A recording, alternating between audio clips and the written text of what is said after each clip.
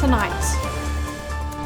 Niue Prime Minister Delton Tangelangi has urged for more climate action at COP29 in Azerbaijan. Calls grow for Niue government to ratify the United Nations Convention on the Rights of Persons with Disabilities. And craving Chinese food? Well, look no further. A brand new takeaway eatery serving Chinese dishes has opened its doors in Alofi. Ke he tau whisiale moi tau whisipuaha Niue whekai whakaloflahi atu. Welcome to BCN News. Leading our news tonight, Niue Prime Minister Delton Tangelangi has urged for more climate action at COP29 in Azerbaijan. Speaking at the Pacific Community of Practice to Strengthen Climate Finance Access in Baku, the Prime Minister emphasised the urgent need for climate finance mechanisms for vulnerable regions, including the Pacific Islands. Here's Mere Satakala with more. A collaborative event hosted in partnership with the Niue government, the Secretariat of the Pacific Regional Environment Program, and the Pacific Climate Change Center was held on Monday. Prime Minister Tangelangi emphasized the urgent need for effective climate finance mechanism to support resilient development in these vulnerable regions. He said by investing in regional collaboration, we can empower all Pacific Island nations to access and deploy climate finance more effectively, building a sustainable and resilient future for our people. And last Thursday, Tangelangi co-hosted the Climate Mobility Youth Day, focusing on the theme Rising Tides, Rising Voices, Pacific Youth on Climate Mobility. In his keynote address, PM Tangelangi emphasized the escalating tide of climate change, a threat that endangers not only our lands, but the very heart of our cultural identity. He said Niue remains committed to protecting our land and our heritage through initiatives like the Niue Oceanwide, which designates our exclusive economic zone as a sanctuary for whales. The Prime Minister has called on the global community to honor commitments to loss and damage and support innovative financing to enhance local resilience. COP29 in Azerbaijan ends tomorrow. Nersa Takala, BCN News. The Pacific Disability Forum is calling for the Niue government to ratify the United Nations Convention on the Rights of Persons with Disabilities. Director of Operations Laisa Vereti visited Niue last week as part of a regional assessment of its members. Vereti says Niue's ratification of the convention would mean its commitment to its disabled community. If government ratify, it's very good, because then everything in the convention talks about all the opportunities that a person with disability should have compared to anybody who does not have a disability. For example, if the government ratify, there's commitment for children with disabilities to be in school, resources, like teachers, curriculum, adapt the classroom if need be. If we have a number of autistic children, what is the resources for them? What is the diagnosis? How do we identify children at a young age who may have some form of disability? Vereti said there are opportunities for Niue to access external funding to improve standards for Niue's disabled community through the convention. Niue's 2022 census recorded around 400 people had some form of disability. BCN News spoke with Professor Sir Colin Tukuitonga regarding an update on the Cool Roof project on the island. Here's Esther Pavihi with more. Speaking via Zoom from Auckland, Sir Colin Tukuitonga said the project is ongoing but is moving along slowly as they also continue to recruit more field workers. To say it's a bit slower than we had hoped for a number of reasons. Data collection, recruiting people and selecting houses to get the roof resin is ongoing. As of yesterday, I think it was, I'm told by the team 125 households have agreed, but that's going to be continuing, obviously. The team will continue to approach households and families to be part of the study. Sir Colin has also confirmed that the resin has not yet been applied to the roofs as they are waiting for a professional team from New Zealand who are expected to arrive Niue this week. So it's a bit slow, I have to say, and we're interested in anyone who wants to help out, apply the roof resin. Training will be provided. And if people were interested, they can contact Jamal in the first instance or myself. But that's a brief update of where we are. So Colin said that they are also aware of misinformation about the resin, and he wants to assure the people that the resin that will be used is safe. The resin is made specifically by Resin, a reputable New Zealand company based on experiences already elsewhere, mainly in Australia. The resin is inert, and I'm sorry, I don't have a Niuean word for it. It means that people who are concerned about their drinking water off the roof, the water goes off the resin like water off the duck's back.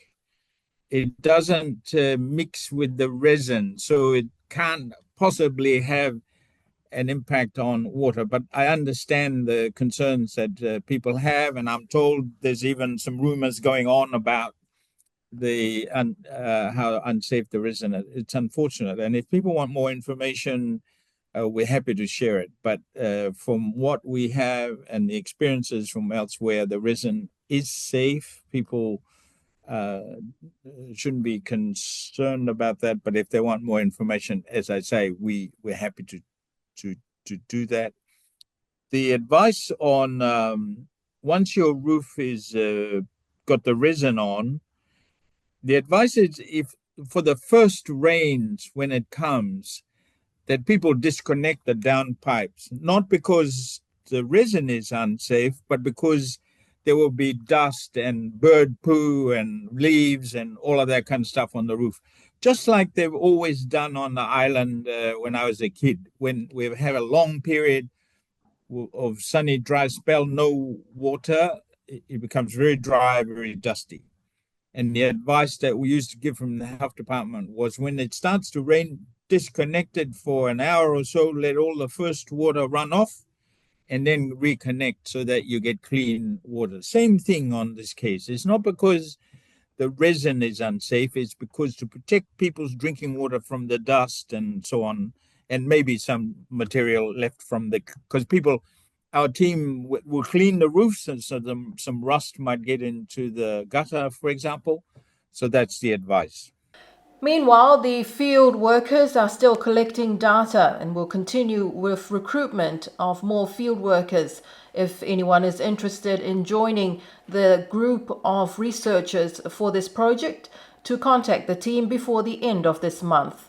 The research looks into how cool roofs which use a reflective resin applied to the roofs reduce the temperatures in those homes, which could improve health and reduce energy bills. Esther Pavihi for BCN News. After months of intense preparation, Niue High School students will finally breathe a sigh of relief as final examinations conclude this Sunday. According to the Department of Education, 102 students from years 10 to 13 registered for the National Certificate of Educational Achievement or NCEA exams, which began earlier this month. Here's Esther Pavihi again with this story. The National Certificate of Educational Achievement, NCEA's external exams commenced earlier this month on the 4th of November with the Level 2 Maths paper and Level 2 Biology. Of the 102 students eligible to sit NCEA external exams this year, 37 students from Year 10 took their first NCEA external exam in Wangahau, Niue. However, not all students are eligible to sit external exams. For Year 11, 24 out of the 30 Year 11 students are taking their Level 1 exams. 18 out of 26 Year 12 students are taking their Level 2, and 23 out of the 26 Year 13 students are taking their Level 3 NCEA externals. This was confirmed by Niue High School's Deputy Principal, Moira Jackson. The exams are taken in paper form and digital format, with 88 exam papers out of a total 222 exam papers for the students of Niue High School this year. Moira Jackson said there have been instances where students did not turn up for their scheduled exams without valid reasons, despite the school's best efforts to highlight the importance of sitting their external NCEA exams. Parents and caregivers are encouraged to support their children in understanding the importance of completing their NCEA requirements. The final scheduled exams will take place this Sunday, November 24th, with Level 1 Digital Technology and Level 3 Geography exam papers. Esther Pavihi for BCN News. Niue's community rallied together last Thursday to show solidarity with New Zealand's Toitu Te Tiriti Hikoi, a movement protesting the proposed treaty principles bill that seeks to redefine the constitutional document between Māori chiefs and the British Crown signed in 1840. The bill has sparked global concern with supporters from the UK, Australia, America, Jamaica and even Mount Everest joining the cause. Here's the story. The Hikoi protests the ACT Party's coalition agreement bill to redefine the 1840 Treaty of Waitangi signed between Maori chiefs and the British Crown. Around 60 participants joined the rally from Alofi Commercial Centre to Sir Robert's Wharf to show solidarity with Tangata Whenua in New Zealand. The Hikoi has gained international momentum with rallies and marches taking place in Sydney, London, Hawaii, the United States, and even at Mount Everest. Today, tens of thousands have descended in Wellington for the final day of the Hikoi to Parliament. The 7-day march began in Cape Reinga on November 11th at the top of New Zealand's North Island, with thousands joining the march to Parliament throughout the week. Marisa Pakawa, BCN News. 4 years after a devastating fire in May 2020, BCN studio rebuild has finally commenced, thanks to funding from the Australian government. Local contractors began work on site this week. The rebuild project is expected to be completed by June next year. Radio Sunshine will now operate at the National Disaster Management Office, while BCN headquarters has moved to the Niue Met Office at Hainan International Airport. BCN extends its gratitude to Niue Met Services and NDMO for providing temporary housing, particularly during cyclone season. Craving Chinese food? Well, look no further. Victor's Place, a brand new takeaway eatery, has opened its doors in Alofi, serving up authentic Chinese dishes. BCN News caught up with Victor Lim, owner of Victor's Place Niue, to discuss his exciting new venture. The Malaysian-born Kiwi businessman fell in love with Niue when he first arrived 2 years ago, and through his good friend, local businessman Ernest Nehemiah, encouraged and assisted him to open an eatery. So I took the stew and I opened first Victor Place in Hamilton, like yam cha, roast duck and all that. And then I meet Ernest, he's from here. So probably 10 years ago. So he was asking me to come here, and took me probably about 9 years until last year. So that's how we started Victor's here. Despite the challenges of setting up any business, Victor told BCN News that the laid-back lifestyle, the beautiful surroundings, and the people convinced him to set up here. So the process is a bit hard, and all the people I know, what are you doing? Restaurant is not business now, hospitality is dead. Why do you go to the island? I say lifestyle. People here nice, and then they will support it. Only 2,000 when I Google it, 2,000 people live in this island. They say, are you crazy? I say, I'm not there to like make a lot of money. It's just a lifestyle for him to change his life as a chef, because he's very challenging in Singapore and Malaysia. So he actually liked it here. It's a good thing for the chef. And then when we came here, nothing. We built this, we built it back. There's a challenge, just like, I like it. I like the challenge about my life, so like, I still can do it. You know? He currently has one full-time chef and has about 4 locals who are part-time staff that assist, especially on a busy day.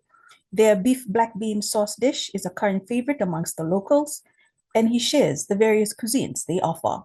The menu here now actually just like sweet and sour pork, chicken, soup, egg fouillon, and then the chef special going to be changed all the time, because every 3 months this menu going to change. So the chef going to come to me like, oh, we keep this is the good selling, this is not good, you know. Not going to keep the menu and just for look. So people asking for Kong Kong chicken, and then we are Malaysian, we can do Malaysian food like nasi lemak and all that. We can do all that. But you have to keep the feel with the people here, what they like. They are open from Monday to Sunday with allocated time for breakfast, lunch, and dinner. Victor hopes to expand later in the future. He already owns an established restaurant in Hamilton, New Zealand, and a cafe. Keeping with sports, competition officially began yesterday at the prestigious Oceania Challenge for Lawn Bowls in Auckland. The Niue Lawn Bowls team competed in the men's fours and single category on day one. The 10-member team were part of the opening ceremony held on Wednesday at the Newland Bowling Club. Teams from Samoa, Tonga, Cook Islands, Tokelau, Norfolk Island, Australia and New Zealand are competing at the 3-day tournament, which ends this Saturday. Before we leave you tonight, the village of Toi celebrated their village show day last Saturday. The next village on the annual show day circuit to host their show this Saturday is the village of Namukulu, so please take your family along to support the smallest village on the island this weekend. That's our news bulletin for tonight, so you can join us for our Wangahau News Bulletin next Tuesday. A special whakalofa atu to our viewers from across the region and to our partners at Pacifica TV. I'm Moana Makapiluli, monui nei po.